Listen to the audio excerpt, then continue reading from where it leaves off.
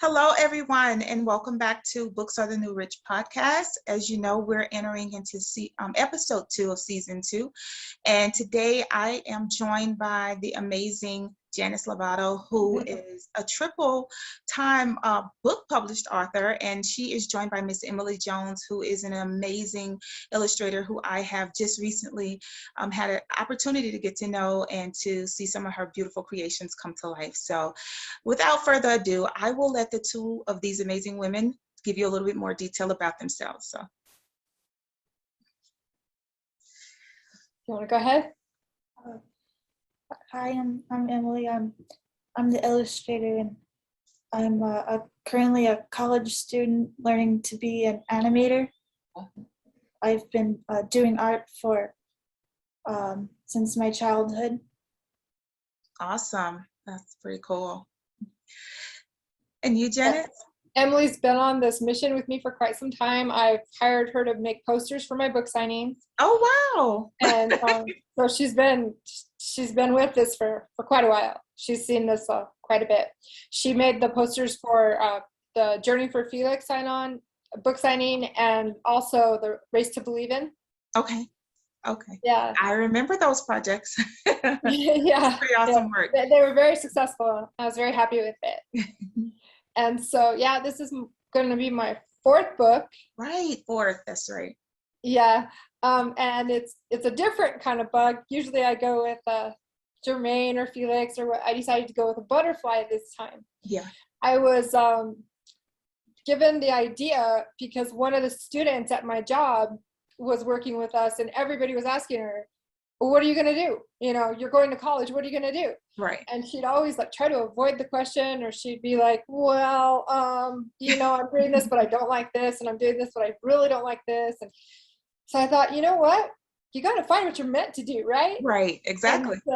And so this really inspired me. And I just came up with this butterfly that came out of a cocoon and had no idea what to do. So she followed each subject around saying, can I help you do what you're doing? Until she finally found what she could actually do. And the amazing thing is when I gave Emily the story, it gave each character, just by the story, just by what it was said, their personalities, and she hit them spot on. Wow. Just spot on that. I was really impressed.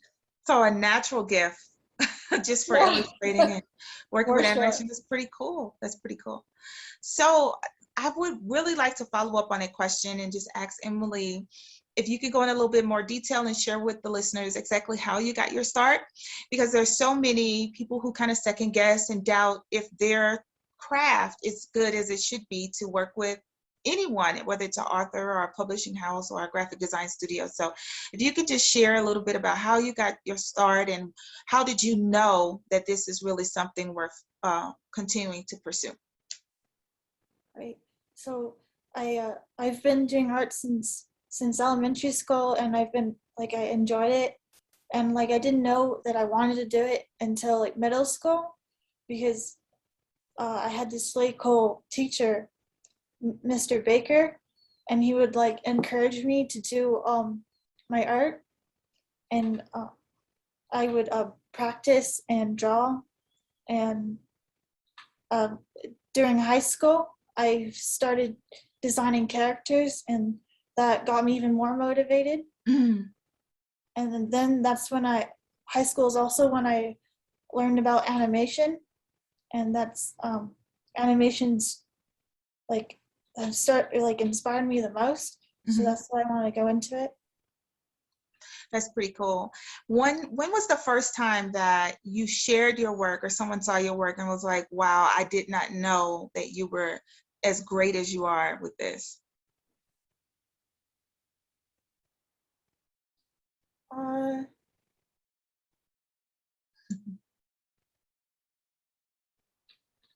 I don't know. I've just always been doing art, and the people around me like, oh, cool, you should probably do that. Yeah. That's pretty cool, especially to have it come to you so naturally like that. You know, I don't have that talent, but I always admire, people who can do that. You can create a concept out of a straight line. You might see images out of, you know, just normal everyday shapes that most of us just see. So I always think that that's really amazing and pretty cool.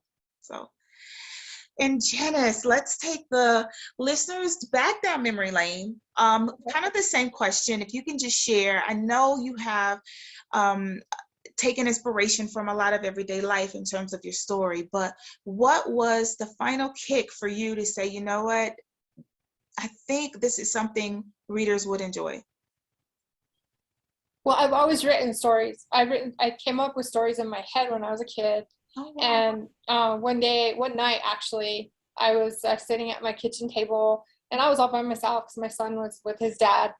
And I was like, what am I going to do? How, what am I going to do without him and stuff like that? And I was sitting there, and I was just started doodling on the paper, and then I started writing some, and I just started writing. I just went off, and I just kept writing and writing and writing. And it was like, I think I realized that I actually was able to do it when I was given the opportunity to publish. I never thought that was a possibility ever. And so the time when I got that opportunity, that's priceless right there. Yeah. And just to know that I'm good enough to actually be able to publish a book, and I was excited about that. And why someone would want to get out there and hear my stories, why these stories would even pop in my head. Right. But I have something to share, and I want to share it with people. Yeah. And if it's just making up stories, it's just what I love to do. And it's the smallest things that bring them up. Yeah, and especially right now with little readers, I feel like personally, because I have a small kid, that a lot of the like animated children TV shows, sometimes even on Disney Channel, feel a little bit adultish compared to, my child who isn't even 10 yet. So I find that, books like yours, they're easy for kids to understand. They encourage children to get out and seek adventure and have fun. And so I think that in the publishing landscape, that those types of books are still very much needed. Those adventure books that encourage kids to take action or to, stand up for someone. I still think that they're very much needed, because when you look around, you always see kids on a tablet or, on a phone now. So anything to get them back into using imagination, I'm always here for it. So do you want to share with the listeners what your previous stories have been about, as well as the titles? Well, I started with a bug, and the first one was Jermaine the Beetle, and it was about a beetle, and him and his family lost their home because they lived in a dumpster, and he had to go and find a home for everybody. Most of the stories are about friendships and teamwork and how they get together and actually figure out how to do it together. Mm-hmm. And so Jermaine went on this mission to go and find a home, and ran into a bunch of things that could definitely be scary or intimidating, or even almost to the death. But then he runs into another beetle that's looking for his family, and his name's Felix. And so they go on the mission trying to find their home, and they go through many things, even a schoolyard with kids running all over the place that could smash him easily. And he finally gets to the end where he's had at his last whim, I'm not doing this anymore. And they find his father, and they find Felix's family. Mm-hmm. And so it's a happy end, all in all. Mm-hmm. And so the second book is a journey for Felix. And so Jermaine's sort of out of the picture, not told, he's mentioned in there, but he's not really in it. Mm-hmm. And so now Felix, he's with his family, all happy, because Jermaine goes off with his father. Mm-hmm. And Felix goes to sleep, and that night his family disappears. Uh-huh. And he wakes up to no one, and he's saying, what? Where's my family? And so he goes on this big old mission journey trying to find his family, of course running into all kinds of things like rainstorms and mud and scary things like kids and things like that, and finding a big hairy dog with big slobbery drool coming out and everything. And it was just more it was just more of a different, I took a turn because I wanted to make it a little bit more intense. And so I added a girl beetle to it, and I added a monster beetle to it. The monster beetle was the villain, the one that was grabbing everybody and taking everybody. And right. That's how Felix's family disappeared. And then so the third book I wrote was A Race to Believe In, and that is one of them that Emily did the poster for, and she did an awesome job on that. My nephew did the illustrations on that one, and we started with a race that that all the buddies were like in, and of course Connor was a frog, and he should be fast, right? Yes. And he was never winning. He was never winning. And he was like, why can't I win? This isn't fair. Mm-hmm. And so he would take off running and always lose. Oh. And he would get a pretty good head start too, because he was fast, but I don't know why he would always lose, right? Mm-hmm. And so he goes on this thing saying, what's up with this? Mm-hmm. And he runs into different animals and different things, finding out why he couldn't win the race. He finally finds out it's because he needs to believe in himself.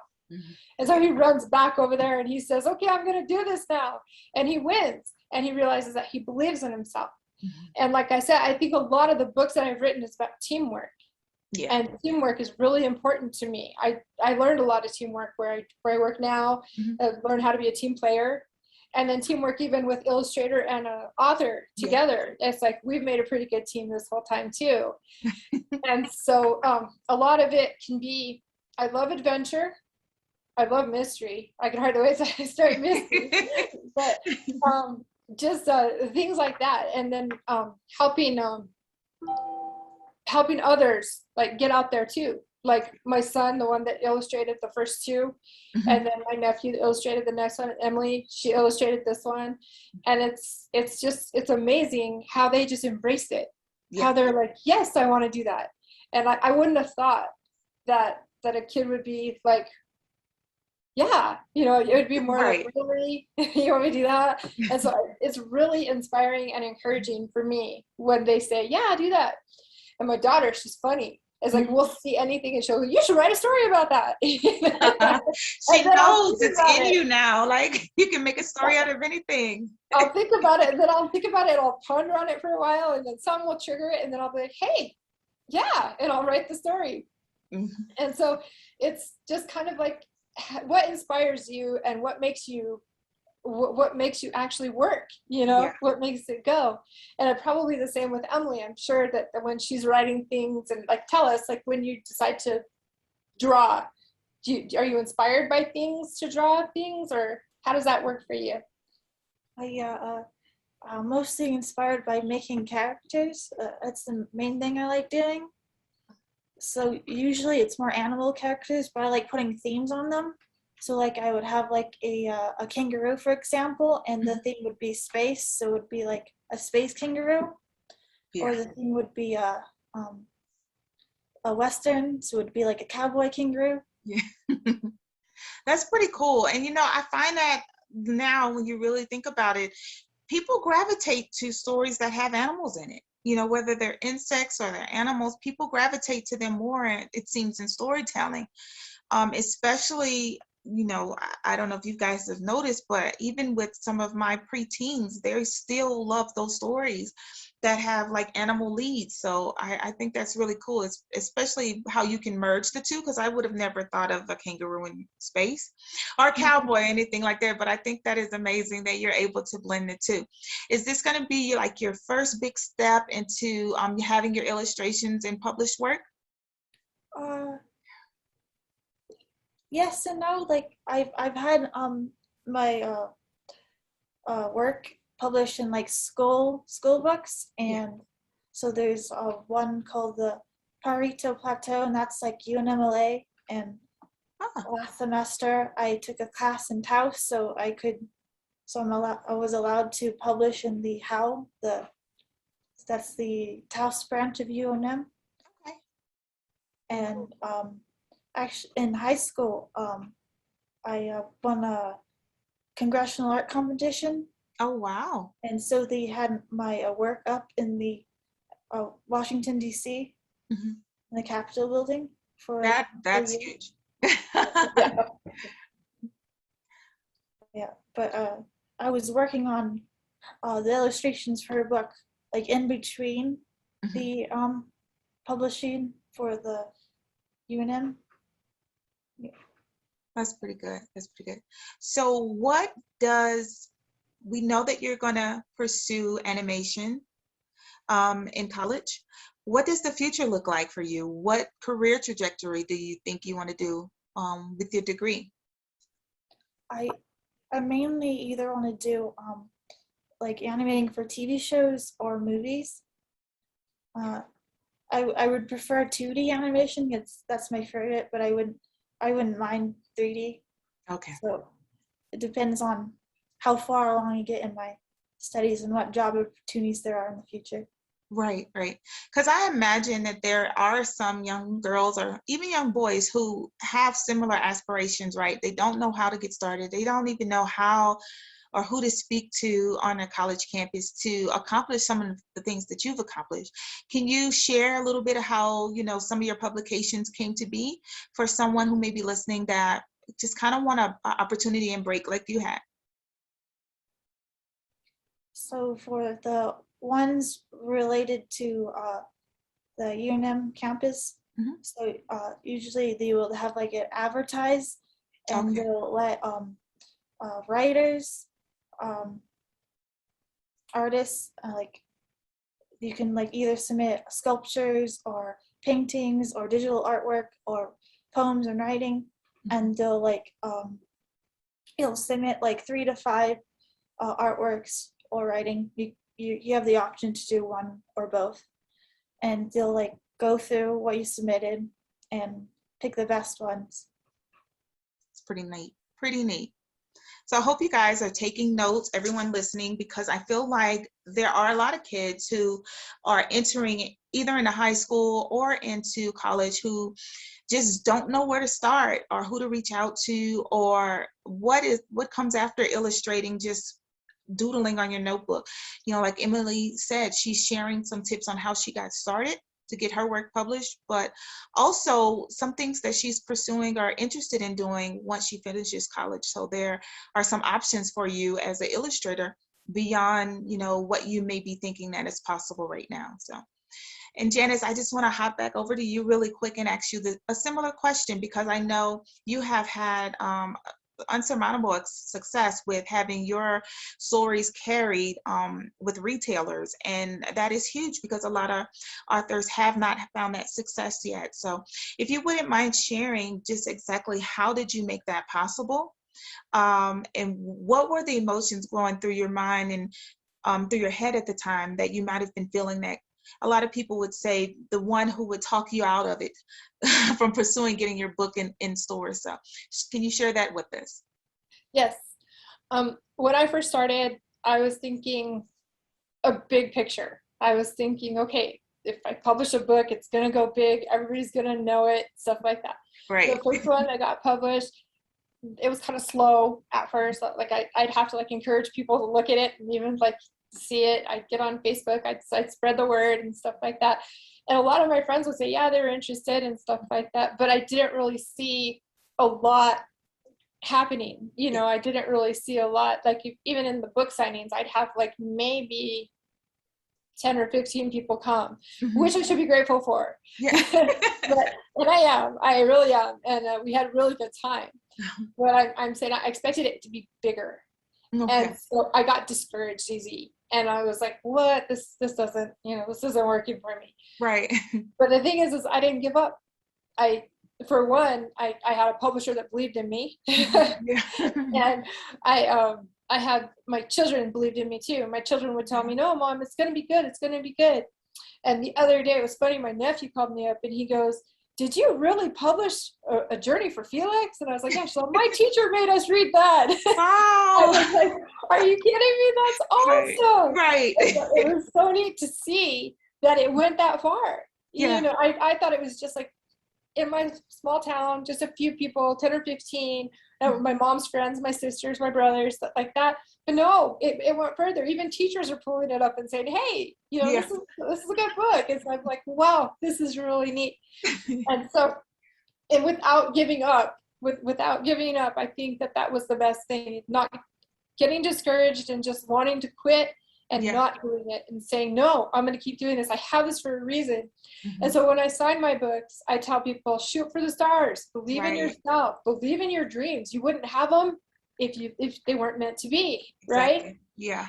And so that's what I say, because from experience, I had to believe. And that's where probably my erase to believing came from, because I really did have to believe that I was actually pretty good at doing what I was doing. Yeah. Yeah. It was a learning experience, though, for sure. A learning experience, learning what works and what doesn't. Yeah.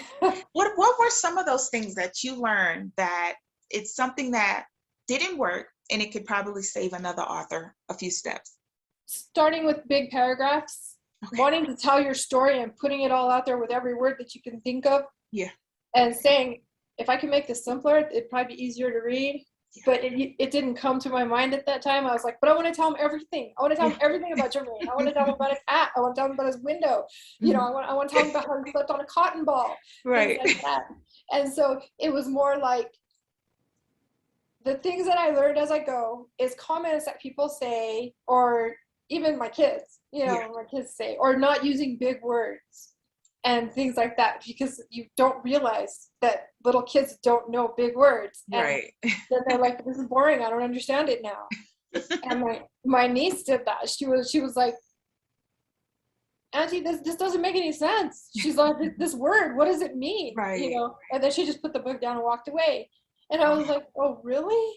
Shoot, I didn't even think, like, yeah, I know my fan base is from like, what, 3 to 11. Yeah. And thinking that the target audience, but I never considered it. I never considered that would get boring. The big words, the big paragraphs, the things like that. So then I went to start making it simpler, doing like the little subsets of at the bottom of the story with a little smiley face, so that the little kids could immediately go to that, and the big kids could do the big one if they wanted to.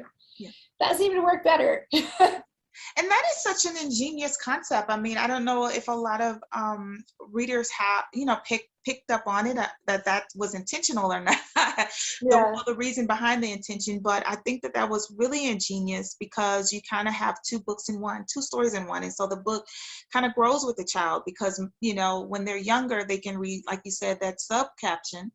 And as they get older, they can challenge themselves to read some words that they may not have been familiar with at a younger age. I think that is really ingenious. Yeah. That's really good.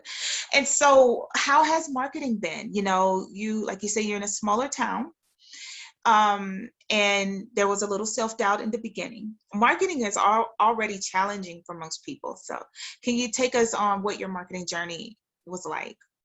Trying to sell my books was probably the hardest. I think I spent more money selling them than actually making any money. Okay. But I learned that you can give them the channels or the tools to get there to find the book, rather than make it easy for them. Because if you make it easy for them and you buy the books for them and you give it to them, they're going to expect you to do it the next time. Right. And then if they spread the word, they're going to spread the word, this is how I got it. Yeah. And so I was going above and beyond, trying to get everybody to buy the book. And at the same time, I was kind of making it harder for me. You know?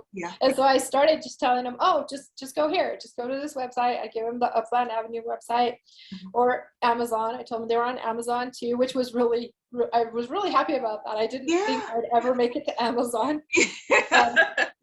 And so that was good. A lot of the marketing stuff is I didn't understand a lot of what was going on with like the retail, I guess, in relation to like the royalties or what. But even the check, even if it was a small check, it was still royalties. And when you got it in the mail, it felt like royalties. You know, it felt like, hey, this is my accomplishment. Right. This is what I did. And no one can take that away from me. And I will always be able to say, I did it. Exactly. Which is amazing. I've got this little girl that lives up the street from my parents, and she's in love with Jermaine. Yeah. She tells me all the time about Jermaine. That's adorable. I can't get her interested in the other story, but she doesn't want to budge. She wants Jermaine. That is so cute. And that's what you do it for, right? You know, those moments. Yeah, I like to capture that. And it's really inspiring when you hear it from kids. Yeah. When you hear yourself from kids, like from my nephew. I read your book, and I got to tell my whole class you were the author, you know, and things like that. And so I think when we get kids involved or teenagers involved in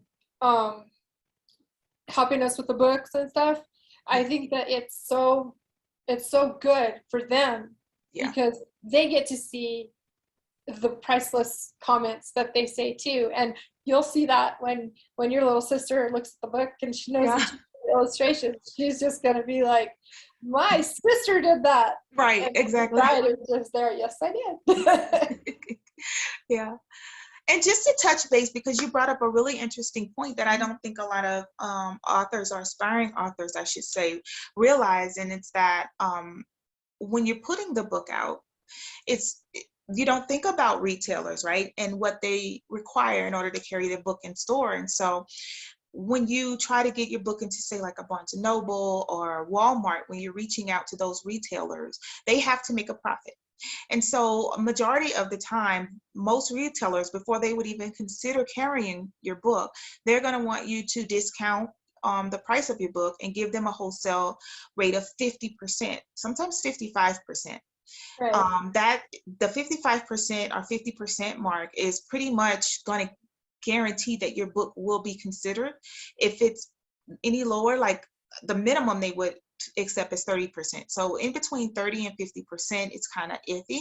If you mark it at 50% or above, which is off of the retail price of your book, then retailers will kind of take you a little bit more serious and consider carrying your work. So that's almost half of your profit gone right there. And so a lot of times people, like you say, have those aspirations that, I can get rich quick off of the one book.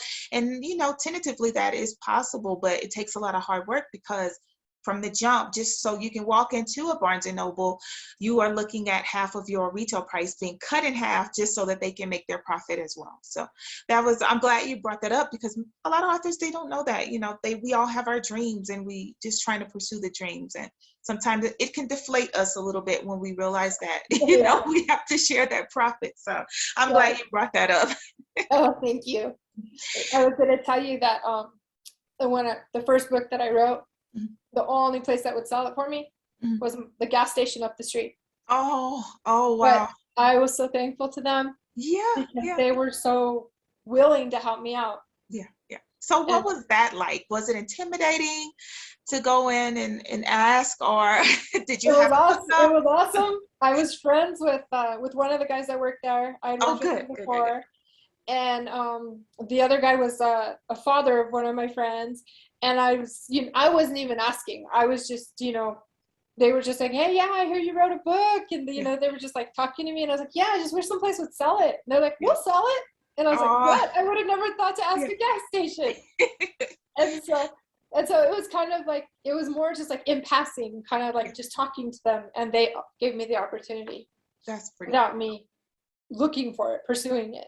I did try the grocery store and I did try other things and they told me no. Oh, wow. And so that was really discouraging and things. But when they told me that Barnes and Noble was going to hold it for me, I was like, really? That's awesome.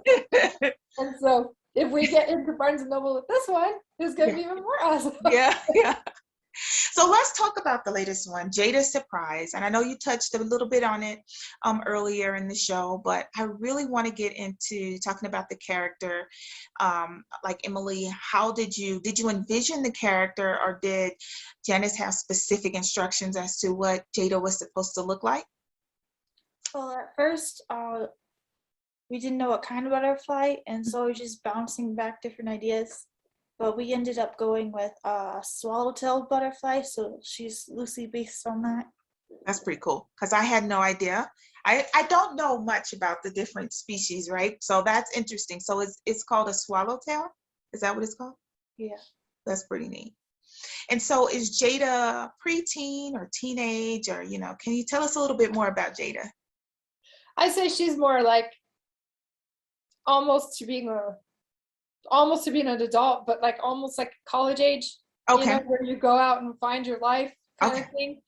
And she comes out of the cocoon naive as ever and not knowing anything, and just like, what? Just a while ago I was with my brothers and sisters up there, what's happening? It sounds about accurate, right? Yeah, exactly, because you're at your house with your family and everything's fine. All of a sudden they're like, you're in college and you're like, what do I do now? Yeah. I don't know anybody here. What am I going to do? Maybe I'll go try this or that. Yeah. And you try, you look for a degree that might interest you and you go for it. And then you go, oh, that didn't work for me. Or you try something else and that didn't work for me either. But then you finally find where you're fit, where you fit in. And I have a feeling that student did that. She didn't come back to the lab, but I have a feeling she found her way. And so Jada is like, to me, I picture, like a teenage, almost woman girl. And like I said, naive and not knowing anything and just kind of like, I'll try anything. Yeah. Just let me fit in kind of thing. I'll even try to dig in the ground with like an earthworm, or I'll try to carry a nut on a tree with the squirrel. Right. I'll even talk to that annoyed woodpecker, which is another thing that she did a really awesome job on. I didn't even let her know he was annoyed. I just said, that like how he was talking back to her and stuff. Yeah. Yeah. She picked it up immediately and she got that woodpecker down perfect. I was like, I love the woodpecker. Yeah, it's really good journey. I've really enjoyed putting together this book. Yeah. I've taken a lot more time on this one than the other ones. I was in such a hurry to get those published last time that I was new to it, so I didn't really know what to expect. Right. And so now that I'm a little bit more experienced, I'm like, I'm going to take a little bit more time. I'm going to make sure this one is polished and pretty and good. So I always ask, I always ask, since we're coming out, we're supposed to be coming out of a pandemic, right? It's a little iffy right now, but was this a pandemic project, Jada Surprise, or was it written before, or what? I started Jada Surprise about 3 years ago. Oh, wow. Okay. Three years ago, because that's when I was working with that girl. Uh-huh. And I just started typing it out because I was like, hey, this is a good idea and I got to do it as soon as I remember it, And so I write them down as soon as I can. And it was kind of like an off and on thing, I was like, oh, I'll add to it today, or oh, I'll add to it tomorrow, or what. But it was just like a work in progress as I go. I'd get off work and say, I had a good idea today, and I'd go type it up and say, yeah, that'll go in there too. And so it was more just like a process kind of thing, day by day. And this is always something that I always ask, because I think there are opportunities almost in everything. Are you guys open to working with others? Like Janice, would you be open to working with an author who just doesn't know where to start? Or, of course. Emily, would you be interested in taking commission work? If someone wanted you to illustrate something for them or just illustrate them, would that be something you would be open to? Yeah. I already sort of do commission work right now. But pretty good. That's pretty good. A small amount. I'm sorry, go ahead. It's mostly people asking me to draw their characters. No one has wanted you to custom draw them yet?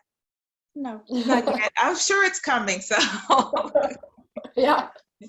Where can people find you guys? Where can they find your work, and how can they connect with you two? I know that I'm on the internet under my name. If you look under Amazon, I'm there. On the Upland Avenue Productions. Okay. I don't know how else.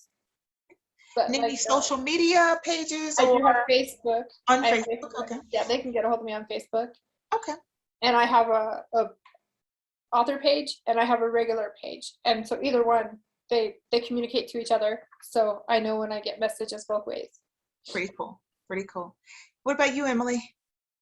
I have a DeviantArt account. Okay. 186 Lily. Okay. And I also have an Instagram under the same name. Okay. That's pretty good. Because everybody's on some form of social media, right? Like Instagram and Snapchat. Or maybe, are those the popular ones now? I'm a little outdated. I might be behind. Instagram's pretty popular, right? I think so. Okay.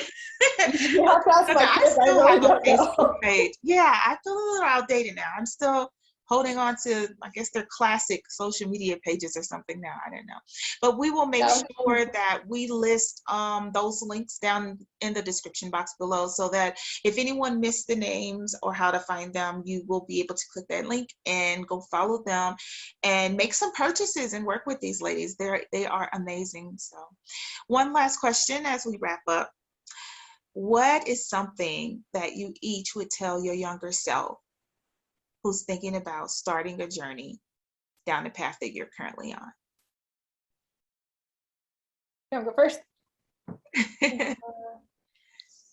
Probably to keep working and make sure that you practice drawing at least a little bit every day. Yeah, that's really good. That's really good. Definitely now, because sometimes, like you say, you don't see anything happening, or you're not seeing a profit from it, and so you just get discouraged, and you're like, I'm not going to draw today, or I'm not going to try to better my craft today, and you kind of give up. But that's really, really good that you would say that.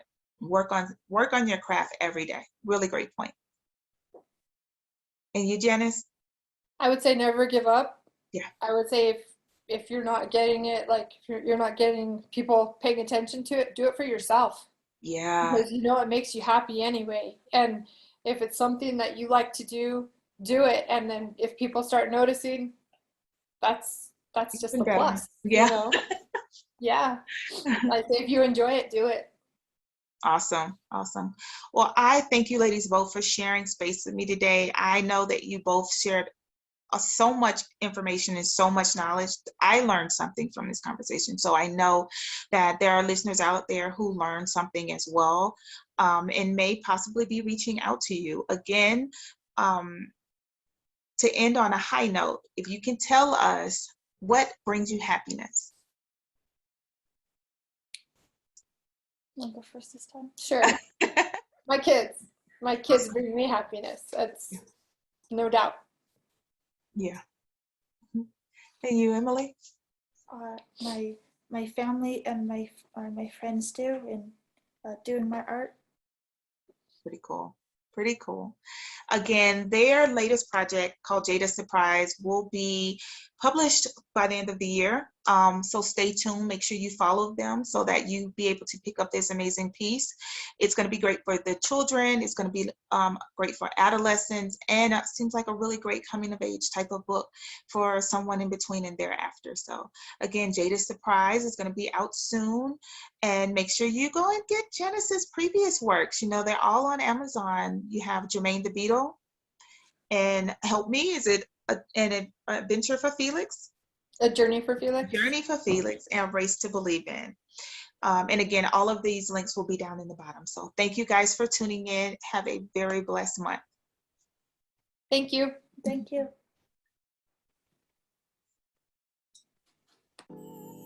Thank you for listening to today's episode of Books Are the New Rich.